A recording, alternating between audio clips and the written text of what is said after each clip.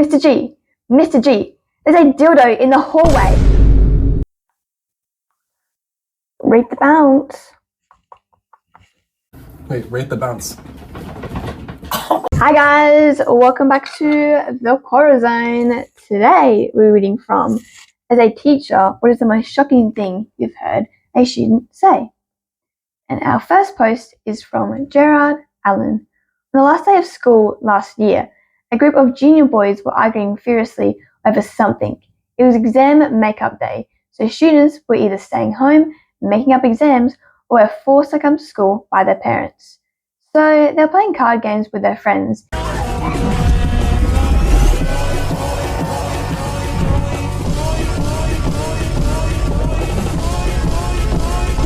In whichever teacher's classroom that would house them, me. So I'm floating back and forth between conversations saying goodbye to the kids when I hear one of the boys in the back of my class yell, "What do you mean you don't wash your hands after you masturbate? That's disgusting!" Disgusting! The room went silent as I walked over. I told them to cease their conversation and said to the culprit, "Go wash your hands, you filthy animal." Merry Christmas, you filthy animal. Our next post is from Anne Brewer. I had a female freshman inform me that she needed to go see the nurse to get a tampon because she was on a period. In order to save time, since the nurse's office was a long walk, I quietly invited her to take one of the sanitary napkins I had on hand to the nearby restroom. She then shouted out for all in the room to hear, "I don't want any of these giant pads like you must use, Miss Brewer." I'm not a perfect person. Because I only have a tiny... Boys in the class were more speechless than I was. Check your pussy. Check your pussy. I put the rest in there. Our next post is from Lindsay Frederick, Student 1. I like those crisps. Student 2. My nan died choking on a packet of crisps. Oh, that's awful. What flavour? Ready salted?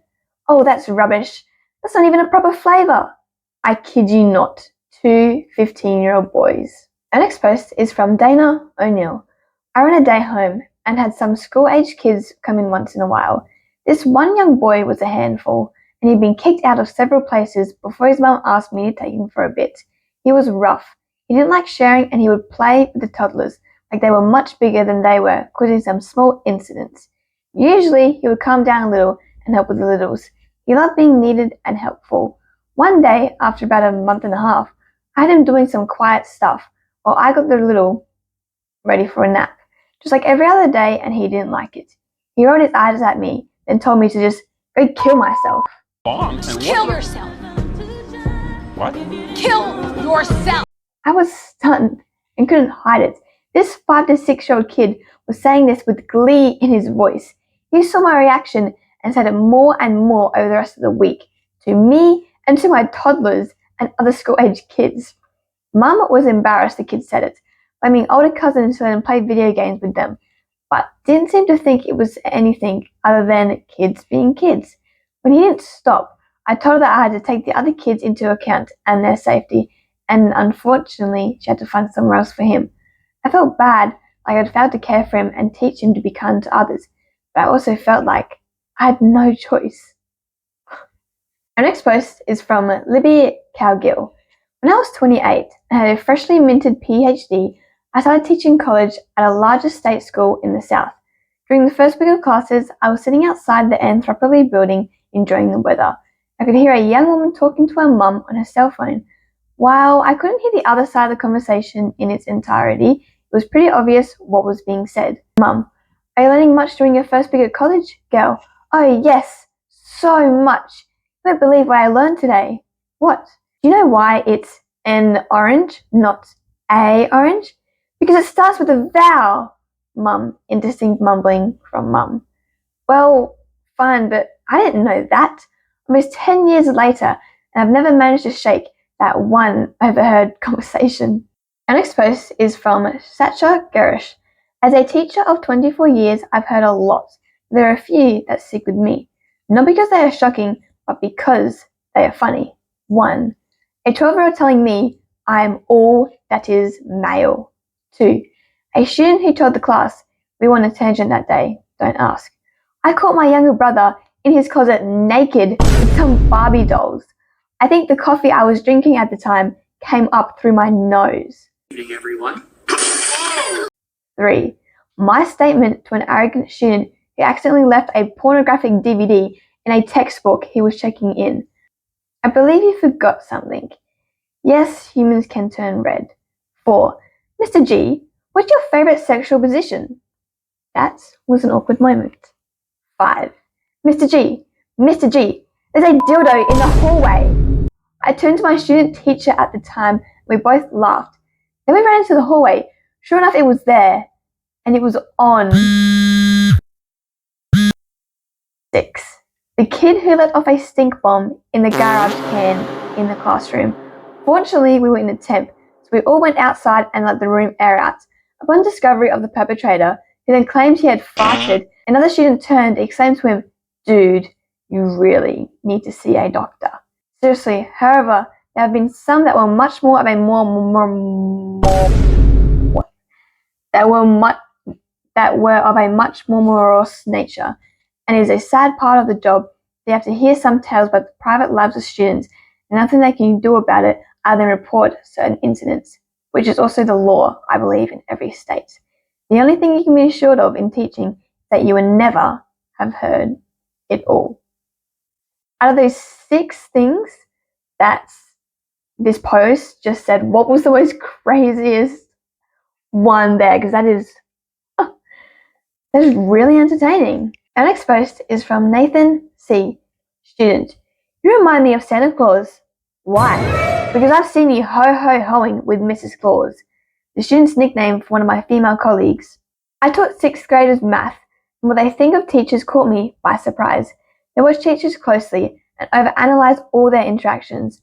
I spent some recesses chatting with fellow teachers who happened to be female, and some of my students misinterpreted that as romantic feelings. Most of the 6th grade students would ask more innocent questions, such as, "Are you and married?" The student mentioned above was more explicit. Having a student say something that sexual right to my face was shocking, to say the least. Finding out that students of this age fallaciously think that teachers are having sex with one another definitely surprised me. Hasn't every school, literally every student that's been to school had these 2 teachers at least? Where you think you two are together. Our next post is from Anonymous. When 2 students, male and female, flirting with each other, discovered they had the same father. Killed the romance real fast. There is a comment underneath this one from Possum. I remember a situation like this where 2 girls were a couple until they realized they were half siblings. They were actually a really cute couple, and everyone was really baffled as to why they had broken up, until they discovered the real reason. This is why some parents really should not keep quiet about I'm with this new chick, we've had some kids. Maybe tell them before something like that even happen. Can you imagine how, oh my god, it's crazy. Our next post is from Anonymous. For a change, this one is actually not shocking because of stupidity. Today, a couple of girls were discussing over some last-minute math problems. I think that's what they were. The freshmen had a math test today, and they were definitely freshmen. When was the next time they would get a couple minutes to use the bathroom would be? The following scene happens during lunch. Student 1. I have to pee. But I need to finish these. Maybe I got the beginning of 8th. I'm Mr. M, and he always comes late anyways. Student 2. I feel you. I had to pee since first period. I have Spanish next though. I'll go then. Good call. Spanish is the best class in Miss anyway. Ugh, the bio test is next week. Can you explain condominance to me? I get the first part, but I have a question about that other thing. Student 1. While using a calculator to still in the math problems. Yeah, sure. I walked away at that point to go to a class. That's what I heard. The shocking part is how pressed students are that they constantly have to multitask and spend all their time on work without even a minute to spare to go to the bathroom. Alright guys, that is all from the Quora Zone today. Hope you guys once again enjoyed these stories. That'll be all from, as a teacher, what is the most shocking thing you've heard a student say? So let me know if you have any similar stories, if you were a student, if you were a customer in a grocery store, anything like that. You can put it in my email and then I can read it and post it out to everyone else and tag you guys as well.